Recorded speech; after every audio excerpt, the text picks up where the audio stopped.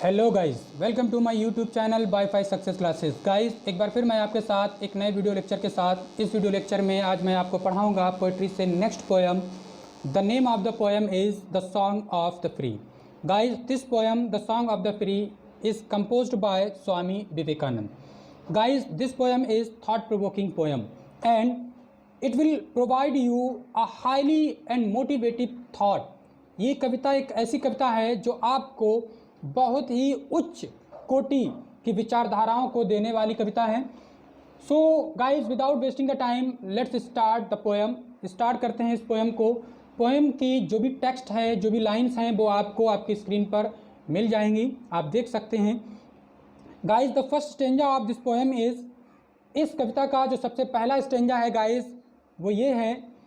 The wounded snake its hood unfurl, the flame stirred up with blaze, the desert air resounded the call of hurt-struck lion's rage. Guys, the wounded snake, घायल सांप, एक घायल सांप it's hood unfurl, अपने fun को फैलाकर खड़ा हो जाता है। द फ्लेम, और जो आग है, स्टर्ड अप, जब उस आग को कुरेद दिया जाता है गाइज, डथ ब्लेज, तो वो आग और ज्यादा ज्वाला पकड़ लेती है। द डिजर्ट एयर, और जो रेगिस्तान का जो वातावरण है, रिसाउंडेड, गूंज उठता है।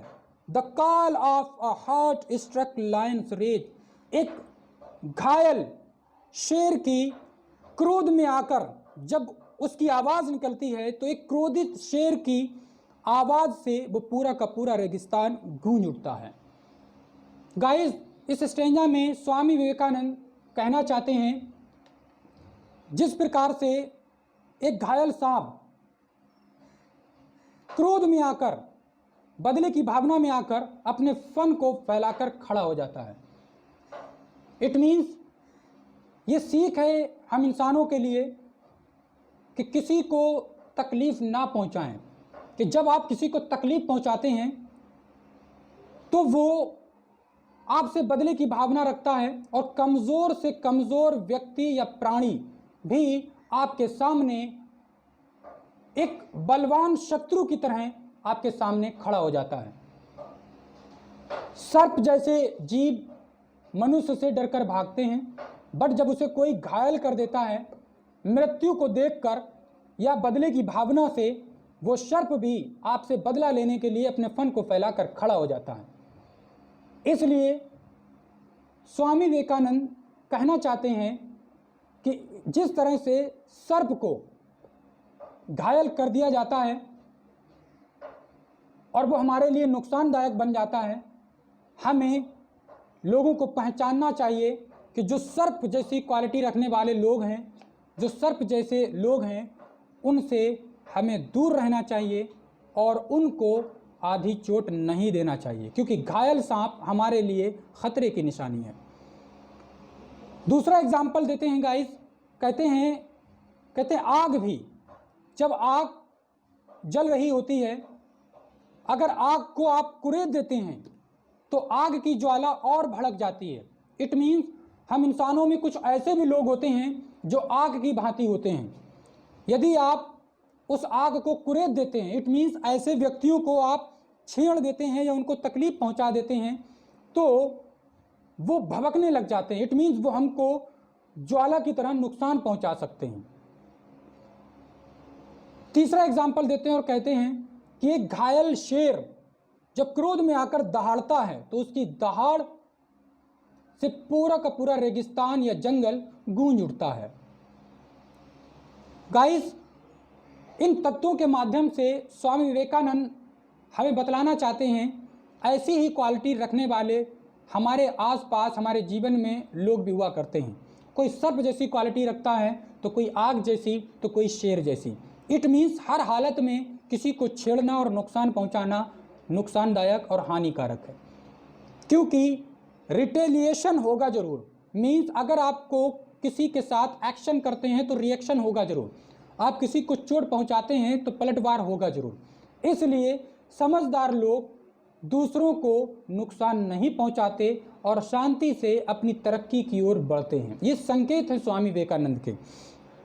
गाइस, अगले स्टेंजा में स्वामी विवेकानंद अगला एग्जाम्पल देते हैं और कहते हैं कि इसी प्रकार से the cloud puts fourth it's deluge strength, बादल भी पुट्स फोर्थ उड़ेल दिया करते हैं। क्या उड़ेल दिया करते हैं? वर्षा को, बारिश को, पानी को।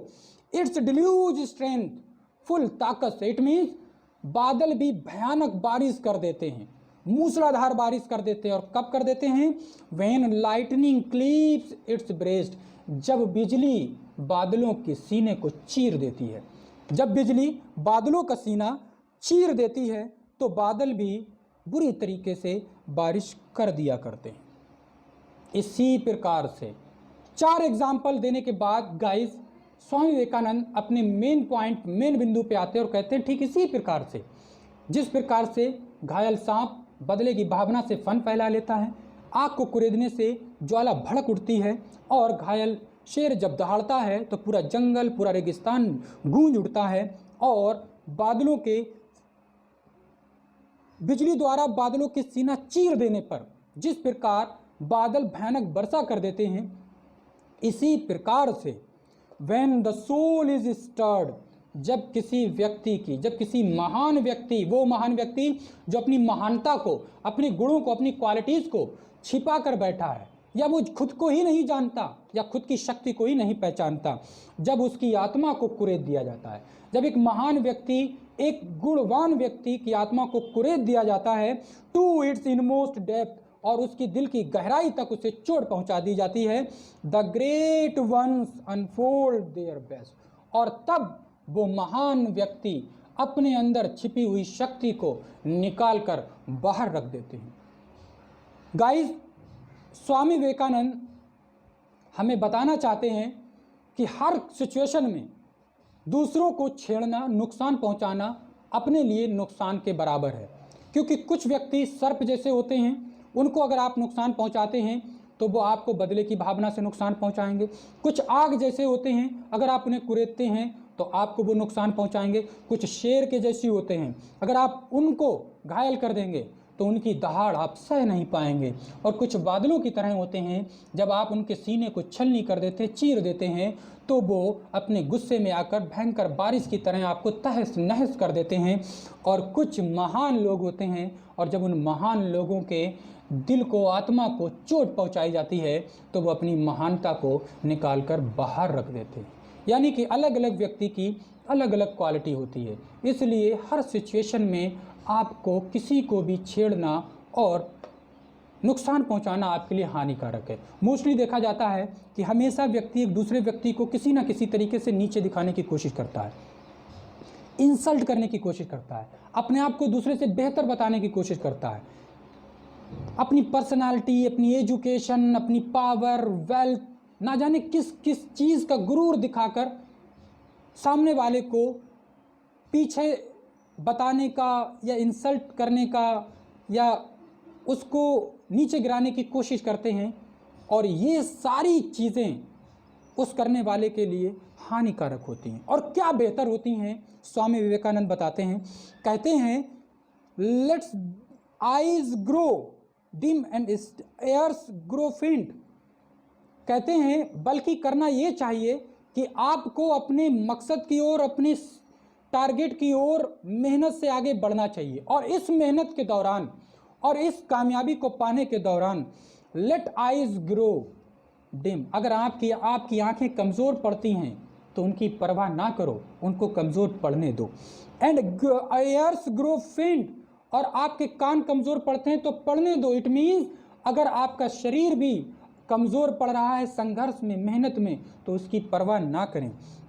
एंड फ्रेंडशिप फेल्स, और आपके दोस्त आपका साथ छोड़ देते हैं तो छोड़ देने दो, उनकी भी परवाह ना करो। एंड लव बीट्रे, और आपका प्रेम आपको धोखा दे देता है, आपका साथ छोड़ देता है, उसकी भी परवाह मत करो, उसको छोड़ देने दो। Let fate it's 100 horror send, और चाहे भले ही किस्मत, फेट मीन्स होता है किस्मत, इट्स 100 हॉरर्स सेंड, सैकड़ों हजारों विपत्तियां और मुसीबतें आप पर भेज दे, तो उसकी भी परवाह ना करो, उनको भेजने दो।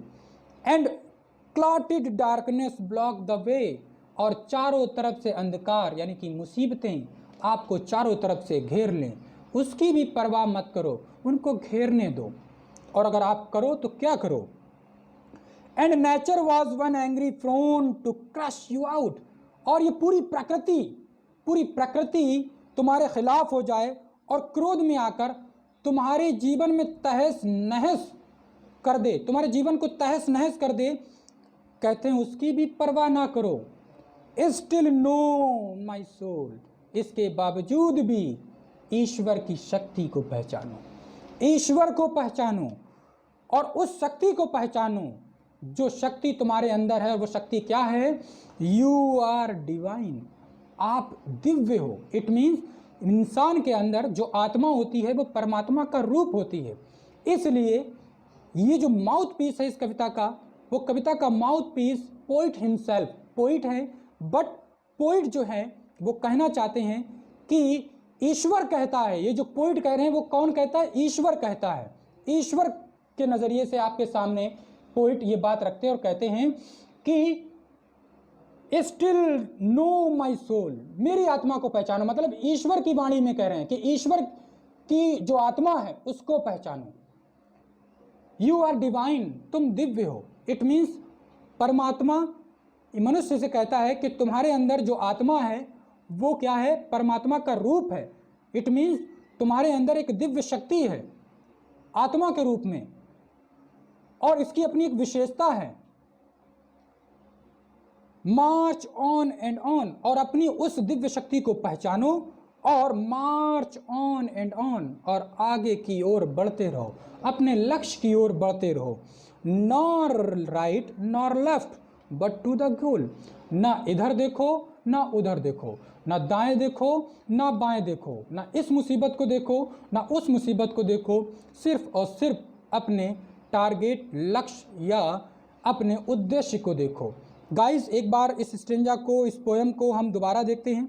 ये poem the song of the free Swami Vivekananda के द्वारा लिखित है, जिसमें स्वामी विवेकानंद हमें एक थॉट प्रोवोकिंग थॉट प्रोवाइड करते हैं और कहते हैं कि एक घायल सांप भी अपने फन को फैलाकर खड़ा हो जाता है, और ज्वाला को, आग को कुरेदने से आग बढ़ जाती है, और एक घायल शेर जब दहाड़ता है तो उसकी दहाड़ से पूरा जंगल, पूरा रेगिस्तान गूंज उठता है। आगे कहते हैं कि जब बिजलियां बादलों का सीना चीर देती हैं तो बादल क्रोध में आकर भयंकर वर्षा कर देते हैं। और कहते हैं कि इसी प्रकार से जो महान लोग होते हैं, जो अपने अंदर महानता को, अपनी शक्ति को, काबिलियत को, टैलेंट को छिपाए बैठे होते हैं, जब उनके दिल को कोई चोट पहुंचा देता है तो वो अपनी महानता को बाहर निकाल देते हैं। इसलिए हर हालत में किसी को भी छेड़ना, नुकसान पहुंचाना आपके लिए नुकसानदायक है। और कहते हैं और अपने मकसद को पाने में कहते हैं, अगर आपका शरीर कमज़ोर पड़ता है तो पड़ने दो, आपके दोस्त आपको छोड़ देते हैं तो छोड़ देने दो, आपका प्रेम आपको दगा देता है तो देने दो, और किस्मत आपके ऊपर मुसीबतें छोड़ देती है और अंधकार आपको चारों तरफ से घेर लेता है तो उसको घेर लेने दो और उसकी भी परवाह ना करो। प्रकृति आप पर नाराज़ हो जाए और सैकड़ों मुसीबतें भेज दे और आपकी ज़िंदगी को तहस नहस क्रश कर दे, इसके बावजूद भी कहता है कि आप अपने अंदर की शक्ति को पहचानो। आपके अंदर जो आत्मा है वो परमात्मा का रूप है, और इसलिए आप यानी कि तुम, यू आर डिवाइन, आप दिव्य हो, और अपनी उस शक्ति को पहचानो और अपने मकसद की ओर, अपने लक्ष्य की ओर कदम से कदम बढ़ाकर चलते रहो। ना दाएं देखो ना बाएं देखो, सिर्फ और सिर्फ अपने लक्ष्य की तरफ देखो। इट मीन्स किसी भी विपत्ति, किसी भी परेशानी की परवाह ना करो, सिर्फ और सिर्फ अपने लक्ष्य की देखो। हम होंगे कामयाब, वी शैल ओवरकम समडे, हम होंगे कामयाब एक दिन। तो गाइस, ये था इस पोएम का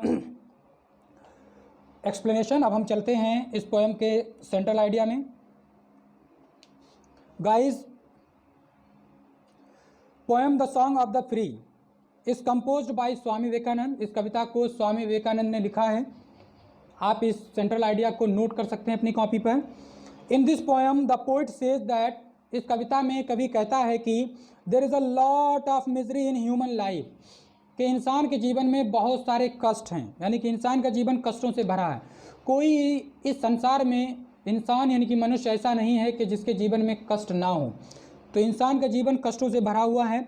बट लेकिन man must not feel the miserable, लेकिन इंसान को इन कष्टों को देखकर या इन कष्टों को सहकर अपने आप को कमज़ोर महसूस नहीं करना चाहिए। बिकॉज क्योंकि his soul is divine in nature, क्योंकि इंसान के अंदर जो आत्मा है वो आत्मा परमात्मा का रूप है और वो दिव्य है और उसमें एक अपनी विशेषता है, उसमें एक विशाल शक्ति है। और उस शक्ति के बिना पर आप बड़े से बड़े मुकाम को, बड़े से बड़े लक्ष्य को और बड़े से बड़े काम को अंजाम दे सकते हैं। You can do each and every thing if any one can do in the life. आप वो सब कुछ कर सकते हैं जो कोई दूसरा अपने जीवन में कर सकता है। Therefore, he must go on with the courage and try to achieve his aim of life.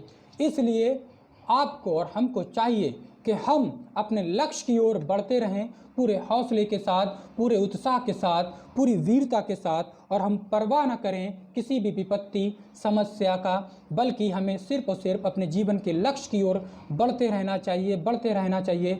और एक दिन ऐसा आएगा जब हम कामयाब हो जाएंगे। वी शैल ओवरकम समडे, हम होंगे कामयाब एक दिन।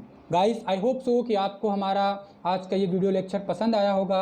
अगर आपको पसंद आया हो तो प्लीज़ हमारे इस वीडियो को लाइक करें, शेयर करें और कमेंट्स करें। और अगर आप इस चैनल पर नए हों तो इसको सब्सक्राइब करना और बेल आइकन को प्रेस करना बिल्कुल ना भूलें। All the best.